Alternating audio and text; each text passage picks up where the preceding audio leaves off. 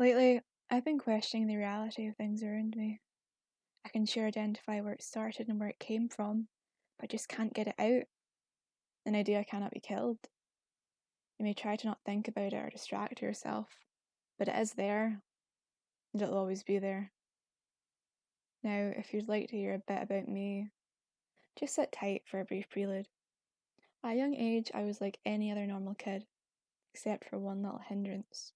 I grew up, attended school, went to college, graduated, all with good, if not exceptional grades. I swam, participated in clubs, you name it. I used to be very active and healthy. The hindrance grew with me. The doctors call it myopia.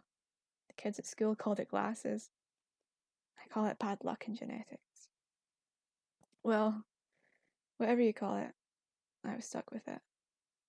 And it stuck with me. It started with a slight blurriness and then became a wall of impassibility. Surgery helped me slightly, but in the long run, just prolonged my fate. Eventually, I had the misfortune of coming down with eye cataracts. The surgery this time was damning. Retinal detachment, occurring when the retina literally detaches itself from the eye, can lead to severe myopia and blindness. And in my case, it led to blindness at the age of 18. Now, blindness meant several things to me, a dark point in my life, both literally and figuratively. I imagined that I was in a hole, black place where no light shined. I existed there alone, in pure isolation. Sure, they could peer down into the hole and talk from their bright place above me, but they couldn't see. They could pretend, but they couldn't comprehend what I was going through. I used to drink heavily and experiment with substances in order to dampen my perception. When you have that much detachment from the outside world, you begin to think. Imagine you're in a room. There's a ball in the room. You look at it, and it's red, hard to the touch, and it bounces with a satisfying thud. Now, if you leave it placed down on the floor, walk out of the room, facing the opposite direction, you cannot see, hear, or touch it anymore. What evidence do you have that it still exists? Infants go through this in their lives, due to their pre-developed minds. I'm sure we're all familiar with the game of peekaboo, right? Well, when the child sees its mother, it is aware that she exists. But when the hands come down, where did the mother go? She disappeared. And because the baby cannot perceive her, it firmly believes that she does not exist. Now apply this concept to us. Growing up, our brain develops and we innately know that an object continues to exist. It's something that we learn to accept. However, when you're alone in your room at night, the world outside does not matter.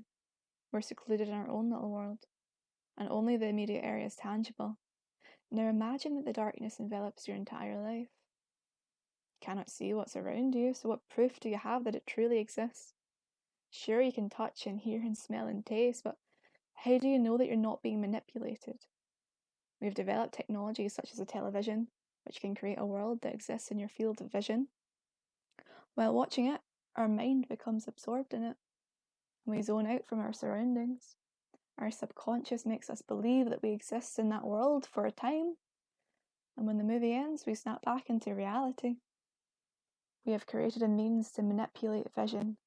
So why is that concept not applicable to our immediate world? Nowadays, every person that I pass may greet me with a hello or brush by me, and while I can feel them and hear them, how do I know that they exist? How can I be absolutely sure that every single person and thing around me is living?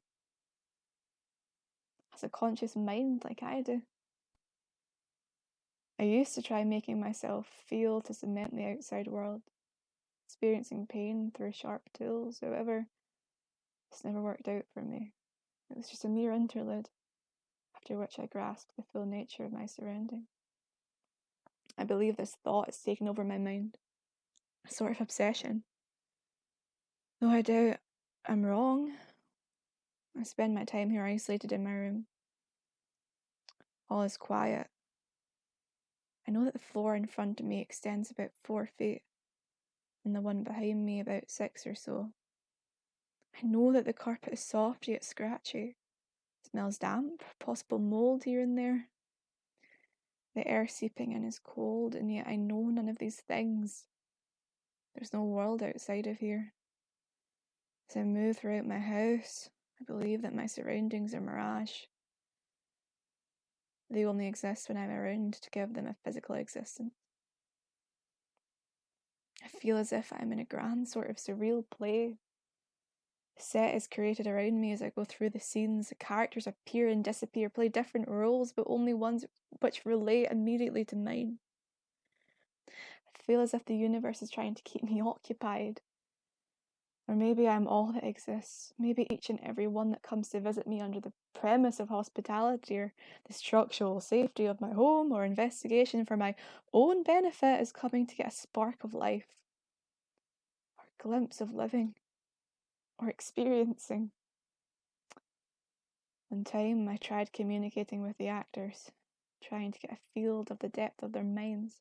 You see, I could believe that they exist just like me, however, something in my mind denies it. If a child can be deceived by something as small as their hands, then what says I should not be deceived by this world too? I grew up with people around me. Everyone did. They accept this and do not question it. Especially with my once premature mind, what stipulates that I should not be tricked? I recognised this midway through my interrogation with one, and left him out in the shed in the backyard. He was too weak to plead, however. I doubt he suffered much. Closed the door, walked upstairs, and he ended. All was quiet. Now, more of them have come and searched my home. Police, a figment of my imagination that I once respected. Suppose I cannot fully dictate the flow of my environment, as they were once able to capture me, take me to another room, concrete floors. They allow me to write, however I doubt that my handwriting is legible anymore. I write this now to whom it may concern in order to help you grasp the truth. Perhaps there are those of you who are like me. Perhaps nothing exists beyond the exit door. Either way, I'm confined here, as I've always been. Nothing's changed. Nothing.